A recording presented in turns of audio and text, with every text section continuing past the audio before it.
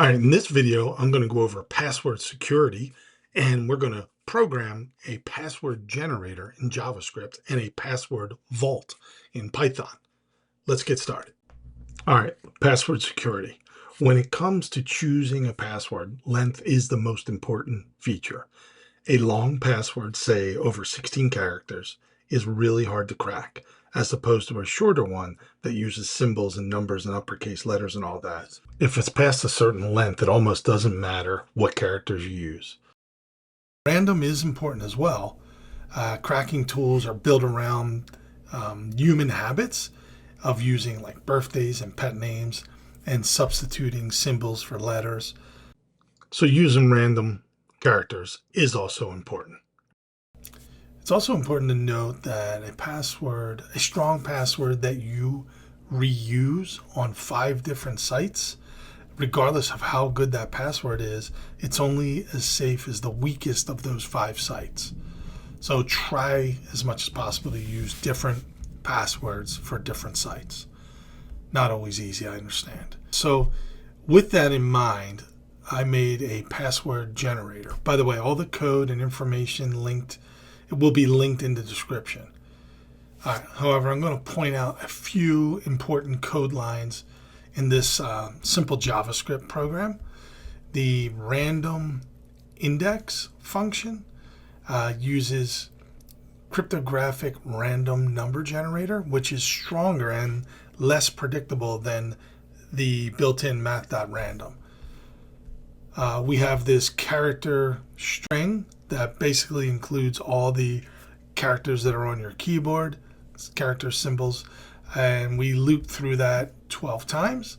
And so in combination, this makes this program, which again, this is linked in the description.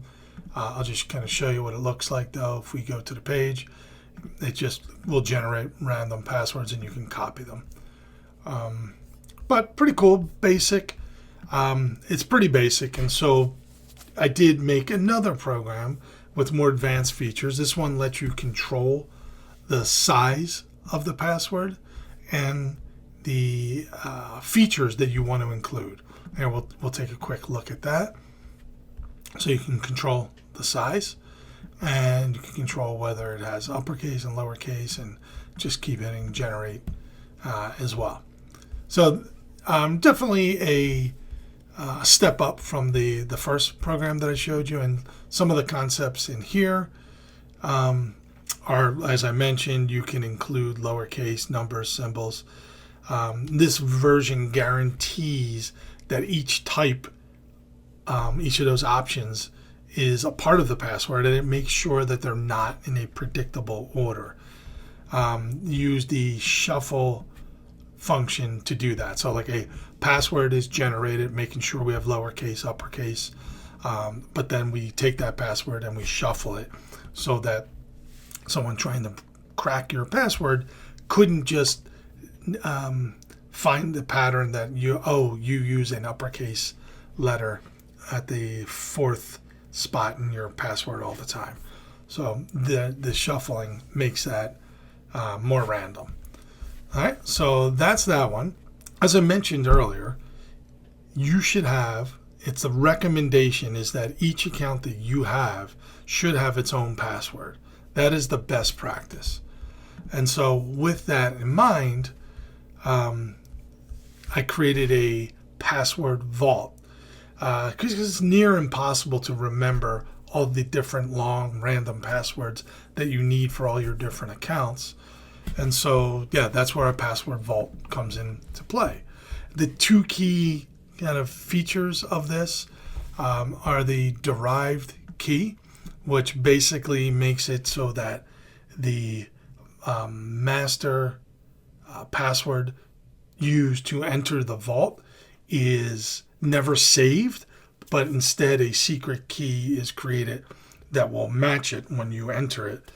And then the other thing that's pretty important is that it uses AES 256 encryption, and all of your account information is encrypted with that protocol. Everything is available for you to download off of the, just use the link in the description.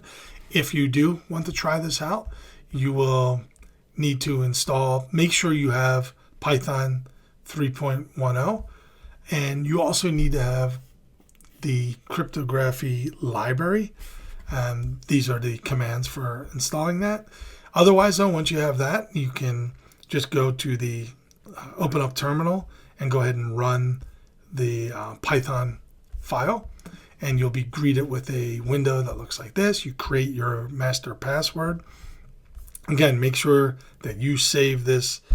You have a means of kind of remembering this password on your own, because that will not be saved anywhere.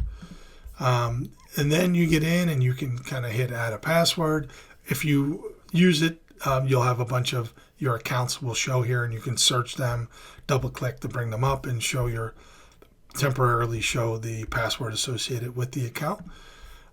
This is what it looks like, the window for adding your password.